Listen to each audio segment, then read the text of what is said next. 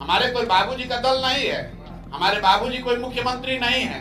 हमारी काम, हमारी ईमानदारी, हमारी पहचान है और इसमें कोई शर्म नहीं। मोदी जी प्रधानमंत्री हैं। क्या बिहार में कोई ऐसा बिजनेस समिट हुआ जिसमें ये हो कि भाई यहाँ पर भी फैक्ट्रियां लगे?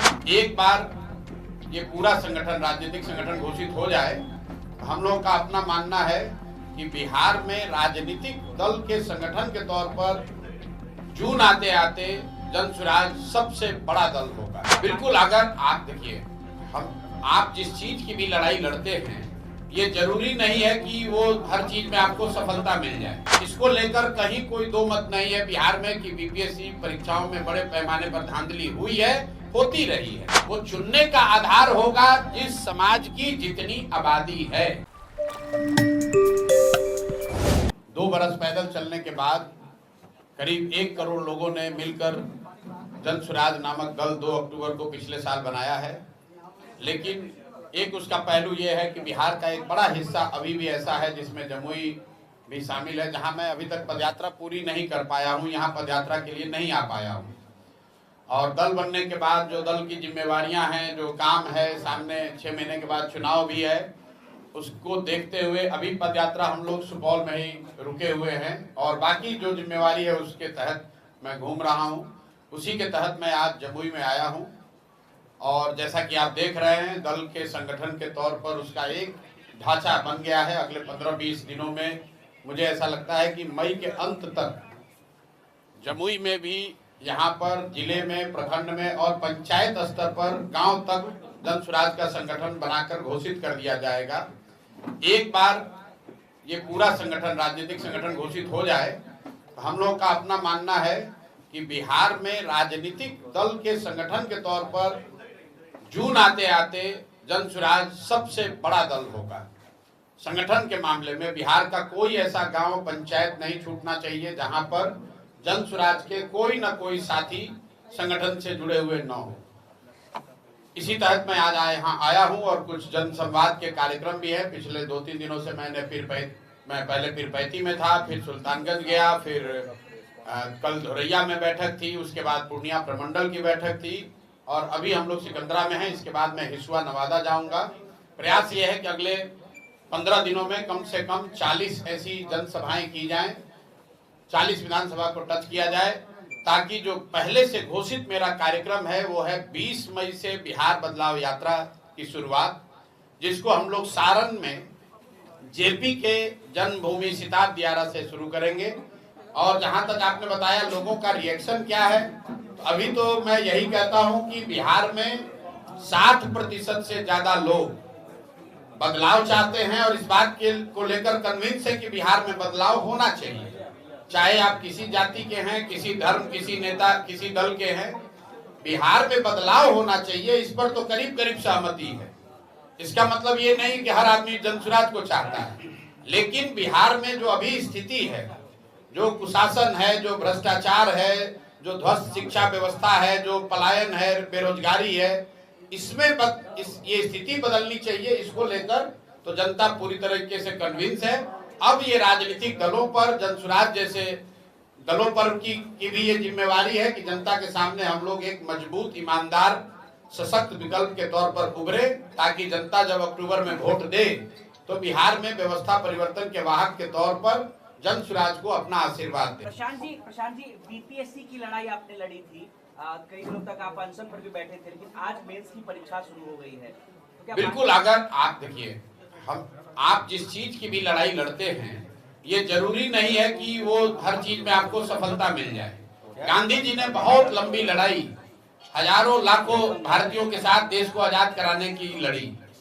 आजादी की लड़ाई तो उन्होंने 19वीं दशक के शुरुआत में करी होगी। आजादी मिली 47 साल के बाद।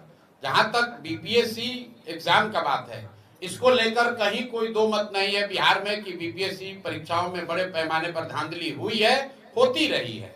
शायद ही कोई बिहार में ऐसा परीक्षा है जहां पेपर लीक नहीं होता है। शायद ही कोई नौकरी को लेकर ऐसी प्रतियोगिता परीक्षा है जहां पर कि दलाल, बीपीएससी के सत्ता के दलाल नौकरियों की सौदेबाजी नहीं करते हैं। और फिर आप कैसे इसको सुधारने की मैंने नहीं कहा, मैंने कहा जिस बिहार को देश के ज्यादातर नेताओं ने, दलों ने न सुधर पाने वाला मानकर छोड़ दिया है, इसका आप उदाहरण देख लीजिए। कल अभी प्रधानमंत्री जी यहाँ आए, क्या उन्होंने बिहार की शिक्षा व्यवस्था सुधारने के लिए कोई बात कही? क्या उन्होंने बिहार के पलायन करने वाले लाखों युवाओं के बारे में कोई बात कही?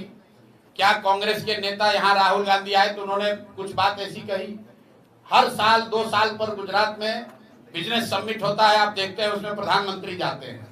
पिछले 15-12 साल से मोदी जी प्रधानमंत्री हैं। क्या बिहार में कोई ऐसा बिजनेस समिट हुआ जिसमें ये हो कि भाई यहाँ पर भी फैक्ट्रियां लगे? क्या हम लोग यहाँ बुलेट ट्रेन बना? हम लोग क्या अभी कल प्रधानमंत्री ने आकर क्या घोषणा की है? ये रेलवे लाइन का चौड़ीकरण किया जाएगा, ये एक ट्रेन पैसेंजर ट्रेन बढ़ाई जाएगी, ये एक लाइन का इलेक्ट्रिफिकेशन किया जाएगा। देखिए कितना फर्क है। मोदी जी प्रधानमंत्री हैं, गुजरात के भी प्रधानमंत्री हैं और बिहार के भी प्रधानमंत्री हैं। गुजरात के लिए 1 लाख करोड़ का बुलेट ट्रेन बन रहा है, 1 लाख करोड़ रुपया कर्ज लेकर, और वो कर्ज में बिहारी भी शामिल है, हम लोग पर भी वो कर्ज है। हमें उससे कोई दिक्कत नहीं है, देश का विकास होना चाहिए। लेकिन गुजरात में मोदी जी अहमदाबाद से मुंबई के लिए बुलेट ट्रेन की बात कर रहे हैं, अहमदाबाद में गिफ्ट सिटी की बात कर रहे हैं, और बिहार में आकर क्या कह रहे हैं? सहरसा में नरकटियागंज में वो रेलवे लाइन बना दिया जाएगा, जो बन रहा है उसका दोहरीकरण कर दिया जाएगा। लोगों ने ये मान लिया है कि बिहार के लोगों की इतनी ही आशा अपेक्षा है कि हमको 5 किलो अनाज मिलता रहे। इस बार अभी बजट आया है, आपने देखा होगा, सिर्फ भाजपा नहीं पूरे देश के नेता कह रहे हैं अरे भाई बिहार को कितना दे दिया। क्या दिया बिहार को? कुल जमा मिला के एक मखाना बोर्ड। अब बताइए मखाना बोर्ड का क्या औकात है? मखाना बोर्ड बनने से कल भी घोषणा कर रहे हैं अब तो मखाना बोर्ड मिला है। अरे भाई मखाना बोर्ड से कितने लोगों को रोजगार मिल जाएगा? एक एयरपोर्ट की घोषणा की गई है, ना एयरपोर्ट बना ना कोई काम शुरू हुआ। एक अकेले आंध्र प्रदेश में जिसकी आबादी बिहार के मुकाबले 1/3 है, 10 से ज्यादा एयरपोर्ट है, और बिहार में एक एयरपोर्ट की घोषणा अगर बजट में हो गई पूरे देश में कोहराम मचाएगा। अरे भाई बिहार को इतना काहे दे रहे हो? मतलब लोगों की ऐसी अपेक्षा जो मैं आपको बता रहा हूँ, यही खाली ट्रेन बढ़ाते रहिए, और हम लोग भी यही चाहते हैं। एक और ट्रेन मिल जाता ना तो बच्चा सबको जाने को आसान हो जाता। अरे भाई हम लोग को ट्रेन नहीं चाहिए, हम लोग को बिहार में फैक्ट्री चाहिए, हम लोग को यहाँ रोजगार चाहिए। दूसरे जगह से लोग यहाँ पर आए ट्रेन पकड़ के रोजगार करने, वैसा बिहार चाहिए। प्रशांत किशोर जी, गांधी मैदान में महारैली का जुटान किया गया। बिहार में जाति फैक्टर को कैसे देखते हैं? सभी महारैली का जुटान आपने किया। चुनाव लड़ेगी, आप कौन सा समीकरण पे लड़ेंगे? हम बदलाव के समीकरण पर चुनाव लड़ेंगे। यहाँ पर बिहार में सबसे बड़ी जाति की आबादी कितनी है? यहाँ जो जातीय जनगणना हुआ उसके मुताबिक सबसे ज्यादा आबादी यहाँ पर मुस्लिम समाज की है, उसके बाद दलित समाज है, उसके बाद यादव समाज है। लेकिन किसी की जनसंख्या 20% से ज्यादा नहीं है। लेकिन बिहार में बदलाव चाहने वालों की जनसंख्या 60% से ज्यादा है। तो किसी का अगर मुसलमान है, किसी का सवर्ण है, किसी का कुशवाहा है, किसी का दलित है, वोट बैंक जन स्वराज का वोट बैंक वो 60% बिहारी हैं जो बिहार में अब बदलाव चाहते हैं, जो अपने बच्चों के लिए पढ़ाई रोजगार चाहते हैं, जो अब ये नाली गली और चावल और मंदिर मस्जिद की लड़ाई से ऊपर उठकर बिहार में सुधार देखना चाहते हैं। आप तो कह रहे हैं 75% मुसलमानों को टिकट देंगे, इसमें कितनी सच्चाई है? कितना सीट टिकट देंगे? 75%। भाई आप लोग सुन लीजिए बात को, वीडियो है आप भी देख लीजिए। जी बताइए। जन स्वराज ने कहा कि हम लोग का चाहे पार्टी में पद हो, कोई मनोनीत पद हो या टिकट की बात हो, दोनों ही जगह या हर वो प्रयास में सबसे ज्यादा जो जरूरी है वो काबिलियत है। काबिलियत के आधार पर ही लोगों को पद या टिकट मिलेगा। लेकिन मान लीजिए कि बिहार में 243 सीट, 243 काबिल लोगों को, सही लोगों को टिकट मिल रही है। काबिल लोग 1000 है, तो उस 1000 में से 243 कैसे चुने जाएंगे?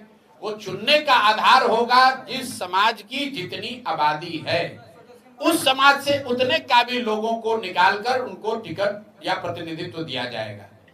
आधार काबिलियत है, और बिना ये चिंता किए हुए कि वो समाज हमको वोट करता है या नहीं करता है।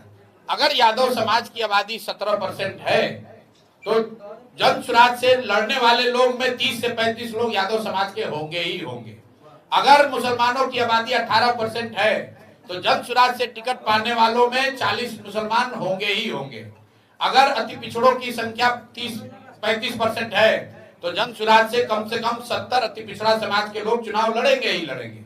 लेकिन वो इसलिए नहीं चुनाव लड़ेंगे कि वो यादव हैं कि अति पिछड़ा है, वो इसलिए चुनाव लड़ेंगे कि वो बिहार के सही लोग हैं, हम लोग की नजर में वो काबिल लोग हैं और उस समाज के हैं जिस समाज से की रिप्रेजेंटेशन को हम लोग सुनिश्चित करना चाहते हैं। सर, पटना के गांधी मैदान में महारैली में सर आपका जो सभा जो गई थी उस पे कहीं ना कहीं आईपी गुप्ता आपके पे भारी पड़ रहा है, क्या कुछ कहना चाहिए? भैया हम किसी व्यक्ति पर तो टिप्पणी नहीं करेंगे, लेकिन विरोधी का आरोप है कि आपका रैली ये सवाल दोबारा मैं कर देता हूँ। आपने महारैली का जुटान किया था, लेकिन विपक्ष कह रहे हैं कि वो रैली विफल हो गई क्योंकि वहाँ पर लोग जुटे नहीं। विपक्ष नहीं कह रहा, हम कह रहे हैं। ये बिहार में किसी नेता में दम नहीं है जो कि खड़ा होकर मन से 1 लाख लोगों के सामने कहे कि भाई हम 5 लाख लोगों को बुलाए थे, 1 ही लाख लोग यहाँ पहुंच पाए हैं, बाकी लोग जाम में फंस गए या नहीं पहुंच पाए, उसके लिए मैं माफी चाहता हूं। ये खड़े होकर प्रशांत किशोर ने कहा है, क्योंकि हमने इस अभियान में कहा है कि और कुछ हो जाए लेकिन इसकी ईमानदारी और शुद्धता में फर्क नहीं आने देंगे। ये बिहार का एकमात्र ऐसा दल है, एकमात्र प्रशांत किशोर है जो अपने कार्यकर्ताओं, अपने नेताओं के सलाह से अलग हटके 1 लाख लोगों के सामने खड़े होकर हमने कहा कि भाई हम लोगों ने 5 लाख लोगों के लिए कुर्सी लगाया था, लोग जाम में फंसे हुए हैं, नहीं पहुंच पाए हैं, इसलिए हम माफी चाहते हैं, आपको यहाँ नहीं ला पाए और अगर नहीं आ पाए इसलिए अब आपके घर घर जाएंगे। लोग कह रहा इतना कुर्सी काहे लगाए थे, स्ट्रेटेजिक ब्लंडर हो गया, क्योंकि प्रशांत किशोर के लिए बिहार के जो लोग हैं वो गाय भैंस बकरी नहीं है कि जहां मन हुआ वहीं खड़ा कर दिए। अगर मैंने लोगों को बुलाया है तो मेरी ये जिम्मेवारी है कि उनको इज्जत से बैठने के लिए कुर्सी भी दे, उनको पीने के लिए पानी भी दे। और 1 लाख लोग के सामने खड़े होकर ये बोलना, कोई दूसरा दल होता कहता हमारा तो 5 लाख आदमी आया। हम लोग झूठ नहीं बोलते हैं और अगर मान लीजिए कि आपके नजर से कमी रह भी गई तो और प्रयास करेंगे। प्रशांत किशोर तो गांव गांव में 5-5, 10-10 आदमी के साथ पैदल चले। हमारे कोई बाबूजी का थोड़े दल है, हमारे कोई बाबूजी का दल नहीं है, हमारे बाबूजी कोई मुख्यमंत्री नहीं है। हमारी काम, हमारी ईमानदारी हमारी पहचान है और इसमें कोई शर्म नहीं है। अगर हमने कोशिश की, मान लीजिए कोशिश किया और उसमें कुछ कमी रह गई तो और ईमानदारी से और ज्यादा बेहतर कोशिश करेंगे, झूठ नहीं बोलेंगे।